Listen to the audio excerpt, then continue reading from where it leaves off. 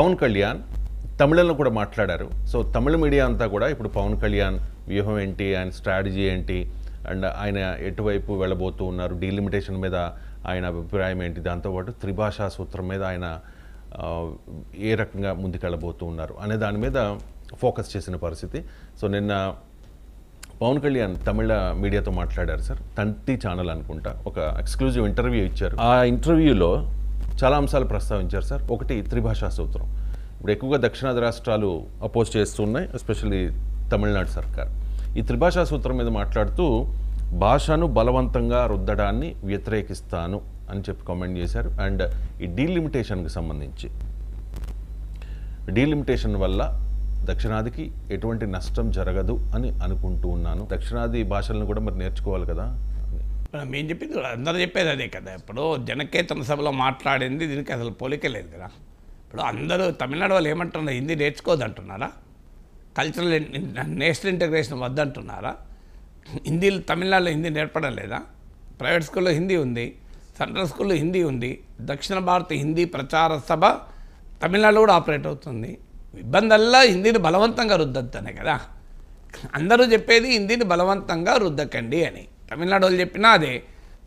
మీకు జనకేతన సభలోమో బీజేపీ వైఖరి, మళ్ళీ తమిళ్ మీడియాకి ఇచ్చిన ఇంటర్వ్యూలోమో సేమ్ డిఎంకే చెప్పే వైఖరి పవన్ కళ్యాణ్ చెప్పాడు. డిఎంకే కూడా చెప్తుంది బలవంతాన్ని రుద్దకండి అంటున్నారు.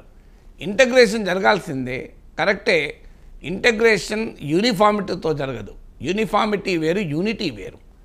డైవర్సిటీతో, యూనిటీ ఇన్ డైవర్సిటీ, భిన్నత్వంలో ఏకత్వం ద్వారా దేశం ఐక్యంగా ఉంటుంది.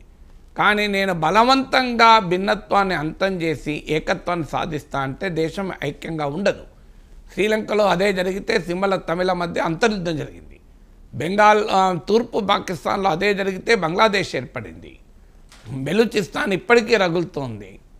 మనం ఇది చరిత్ర చెప్పిన వాస్తవం కదా. అందువల్ల ఇంటగ్రేషన్ అనేది డైవర్సిటీ ఉన్న దేశంలో, భిన్నమైన భాషలు ఉన్న దేశంలో ప్రతి భాషను గౌరవించడం ద్వారా సామరస్యం వస్తుంది, సమైక్యత వస్తుంది. కానీ ఒక భాష పైన మరో భాషను రుద్దితే సమైక్యత రాదు. మరి నార్త్ ఇండియా వాళ్ళు కూడా తెలుగు తమిళ్ నేర్చుకోవాలని, ఇది మరి యోగి ఆదిత్యనాథ్కు పవన్ కళ్యాణ్ చెప్పచ్చు కదా. అందరం అంటున్నది అదే కదా. త్రిభాషా సూత్రం తమిళనాడులో, ఆంధ్రప్రదేశ్లో, తెలంగాణలో అమలు కావాలి. ఉత్తరప్రదేశ్లో ఎందుకు అమలు కాదు అని అడుగుతున్నాం. బీహార్లో ఎందుకు అమలు కాదు అంటున్నాం. వాళ్ళు ఎందుకు 3 భాషలు నేర్చుకోరు? వాళ్ళు ఇంగ్లీష్ హిందీ సరిపోతుంది అంటున్నారు. వాళ్ళకి తెలుగు అవసరం లేదు, తమిళ అవసరం లేదు, కన్నడ అవసరం లేదు. చంద్రబాబు నాయుడు ఏమంటున్నాడు, ఢిల్లీకి పోయినప్పుడు మాట్లాడుకోవటానికి కావాలని. ఢిల్లీకి ఎంతమంది పోతున్నారు? ఢిల్లీలో అమెరికా నుంచి వచ్చుకున్నాడు వస్తలేడు ఢిల్లీకి, వాడు హిందీలో మాట్లాడుతున్నారా? ఫ్రాన్స్ టూరిస్టులు వస్తలేరా? వాళ్ళు హిందీలో మాట్లాడుతున్నారా?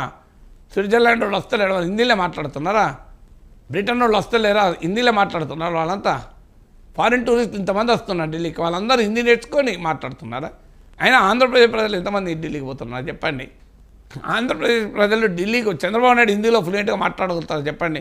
మరి చంద్రబాబు నాయుడు ఎన్నిసార్లు ఢిల్లీకి పోయాడు? ఢిల్లీకి పోవడం కాదు, ఢిల్లీ రాజకీయాలనే తిప్పాడు, చక్రం తిప్పాడు కదా. చంద్రబాబు నాయుడు హిందీలో ఫ్లూయెంట్గా మాట్లాడగలుగుతారా? లోకేష్ మాట్లాడతాడు అన్నాడు, ఎందుకంటే నేను హైదరాబాద్లో చదువుకున్నాడు కనుక. నాకు అందరూ చంద్రబాబు నాయుడు ఫ్లూయెంట్గా హిందీ రాదు. మరి రాకపోయినా చక్రం తిప్పాడు కదా, అద్భుతంగా చక్రం తిప్పాడు. యునైటెడ్ ఫ్రంట్ కన్వీనర్గా, NDA 1 కన్వీనర్గా అసలు ప్రధానమంత్రులు నిర్ణయించాడు కదా హిందీ రాకపోయినా. చంద్రబాబు నాయుడు అనుభవం చెప్తాను కదా హిందీ అవసరం లేదని. మరి ఎందుకు మాట్లాడుతున్నాడే? మోడీతో బీజేపీతోనో సంబంధాలలో మాట్లాడుతున్నారు.